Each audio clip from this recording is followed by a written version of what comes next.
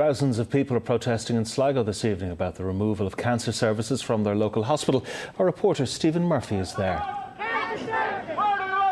That's right. Well, as you can see behind me, the protesters are just arriving now at Sligo General.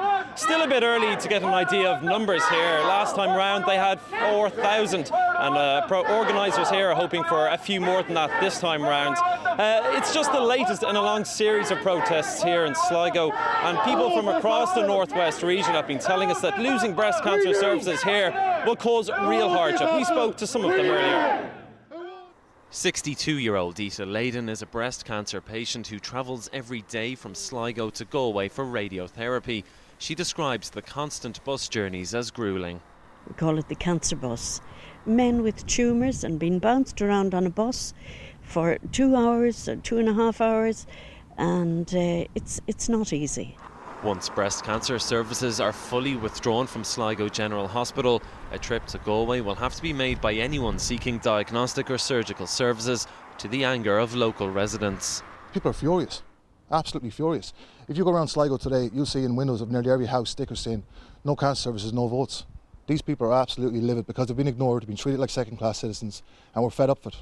The HSE says the restructuring of cancer services is essential for the best patient care, and additional staff are being provided in Galway.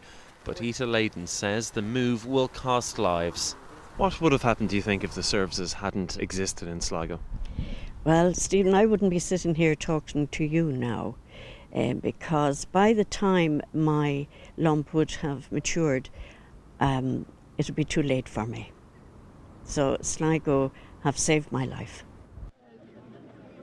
Just one of the worried and angry people we've spoken to in Sligo today. And it's not just patients who are opposed to the move. Tim O'Hanrahan, you're a consultant surgeon here at Sligo General Hospital. What sort of impact will this move have? Well, Stephen, I think this will have a devastating impact on the patients and the people of the northwest for breast cancer, breast diseases in general, but also medical services in particular. I think we have an excellent hospital in Sligo providing excellent services in a lot of range of areas, including breast cancer. I think they should be retained. Transfer elsewhere is very difficult for them.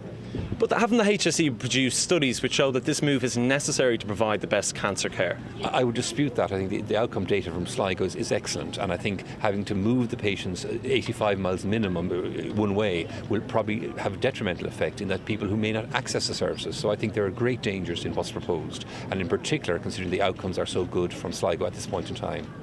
OK, Tim, thanks very much for talking to us today. Well, the clock is ticking. It's understood that breast cancer services here will be fully withdrawn by early summer. But the campaigners here today have promised to continue the fight to prevent that from happening. Stephen Murphy in Sligo, thank you for joining us this evening.